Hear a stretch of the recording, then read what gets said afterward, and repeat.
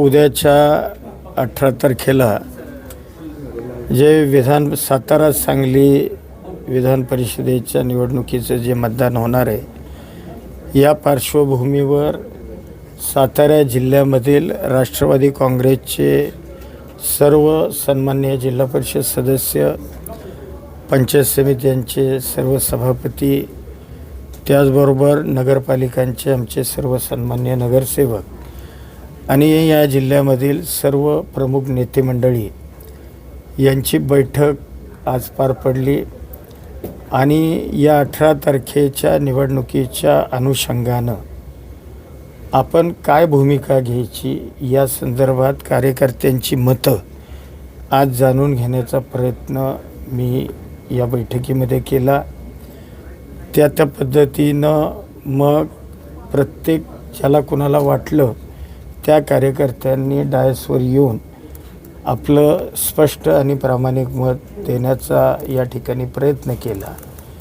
त्या पद्धतीनं आज ही बैठक या ठिकाणी पार पडली। जिल्हा परिषदेच्या निवडणुकीमध्ये नाही ठरलं हे की सगळ्यांनी एका मतानं निर्णय घेण्याचा अधिकार मला दिलेला आहे।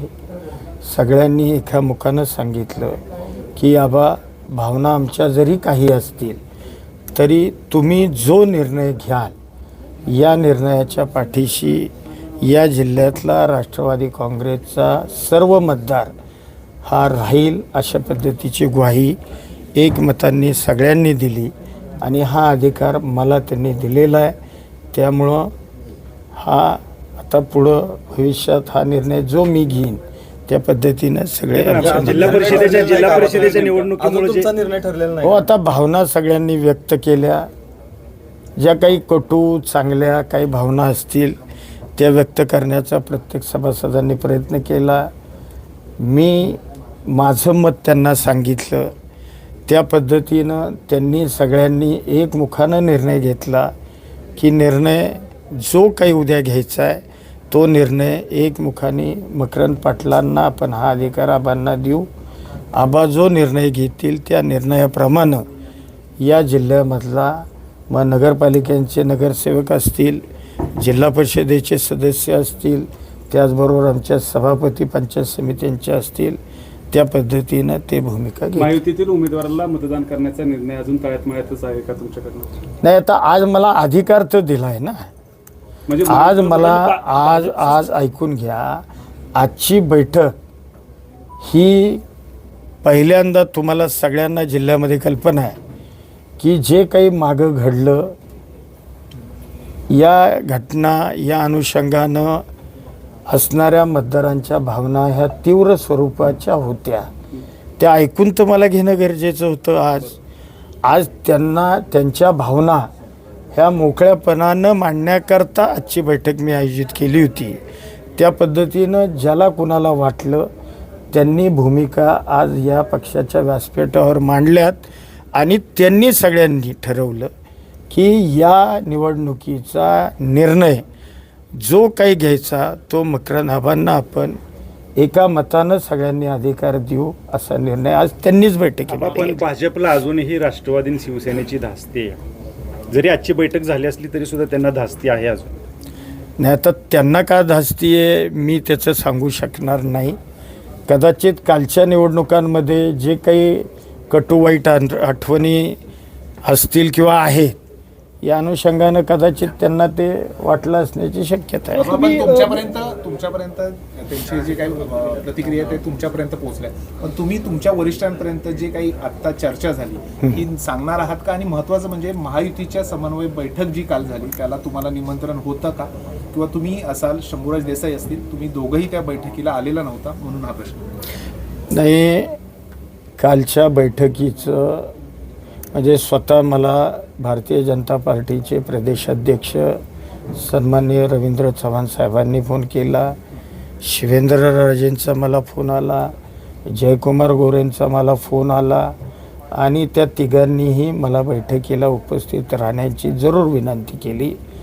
परंतु मी त्यांना स्पष्ट शब्दात सांगितलं की अद्याप माझ्या लोकांची बैठक मी घेतलेली नाही, त्यांची मतं मी जाणून घेतलेली नाही आणि त्यांची मतं जाणून न घेता मी जर आपल्या बैठकीला उपस्थित राहिलो तर माझ्या पक्षामध्ये त्या संदर्भातला चुकीचा मेसेज जाईल.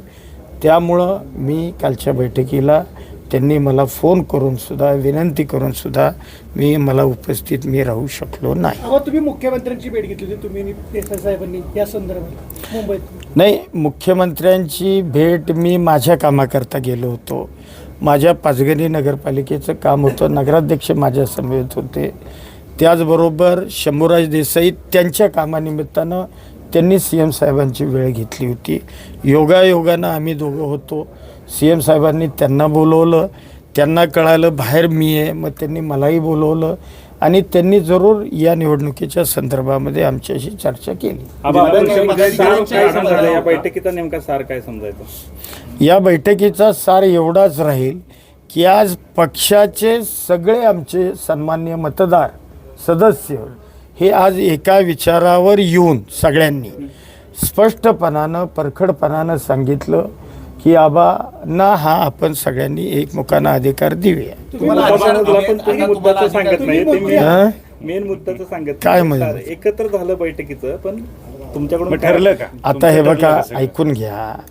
हे बघा, एकमुखानं मला निर्णय दिला.